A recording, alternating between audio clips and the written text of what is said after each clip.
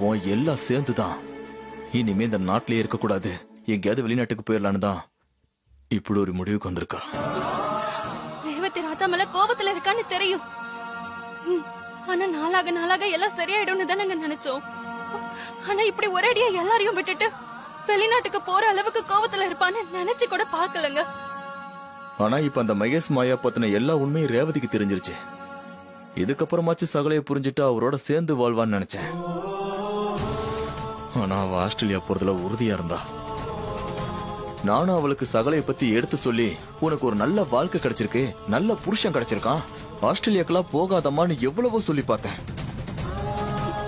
ஆனா அவ எதையுமே கேட்காம கிளம்பி போயிட்டா. அப்படியா? உண்மை தெரிஞ்சதுக்கு அப்புறமும் ரேவதி ஏன் இப்படி எல்லாம் நடந்துக்கிறா? ராஜாவோட சேர்ந்து வாழ வேண்டியதானே. ஆனா நானும் அவரை ஆரம்பத்துல சரியா புரிஞ்சுக்காம தப்பானவன் தான் நினைச்சிட்டு இருந்தேன். எனக்கு பிளட் தேவைப்பட்டப்போ அம்மாக்கு தெரியாம பாட்டிய கூட்டிட்டு வந்து பிளட் கொடுக்க வச்சது தெரிஞ்சப்பதான் அவரோட நல்ல மனச புரிஞ்சுக்கிட்டேன். இந்த காலத்துல ஒரு நல்ல ஹஸ்பண்ட் கிடைக்கிறது எவ்வளவு கஷ்டம். ரேவதிக்கு அது கிடைச்சோம், ஏன் அதை உதறி தள்ளிட்டு வெளிநாட்டுக்கு போறா? முட்டாள்தனமா இல்லங்க இருக்கு. ரோகிணி, நான் எவ்வளவோ சொல்லி பார்த்துட்டேன், ஆனா அவ எதையுமே கேட்கவே இல்லை. சகலைய தடுத்து நிறுத்த சொன்னா ரேவதி விருப்பம்தான் முக்கியம், அவ விருப்பத்துக்கு குறுக்க நிக்க மாட்டேன், அவ ஆசையை நிறைவேற்ற போறேன்னு சொன்னாரு. எங்களால அவளை தடுத்து நிறுத்த முடியல ரோகிணி. ஒரு அக்காவா நீதான் அவகிட்ட பேசி அவளை எப்படியாவது தடுத்து நிறுத்தணும். தேங்க்ஸ் ராஜா, எனக்காக இந்த அவசரத்திலயும் போய் வாங்கிட்டு வந்ததுக்கு. உனக்கு டைம் ஆச்சு, நீ கிளம்பணும்ல.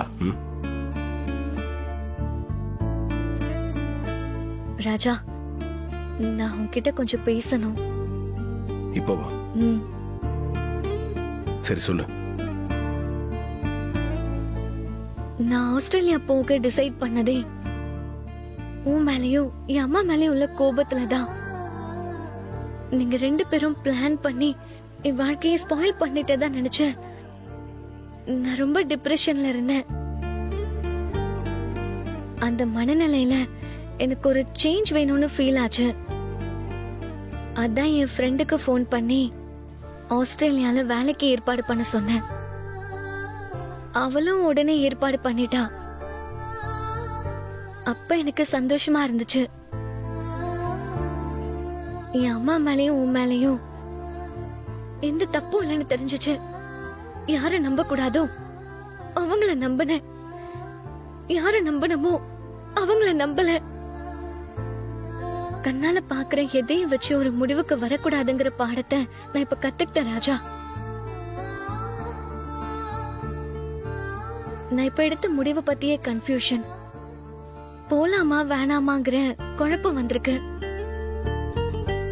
நேத்து நைட்டு கூட இந்த குழப்பத்துலதான் மொட்டை மாடியில யோசிச்சுட்டு இருந்தேன்.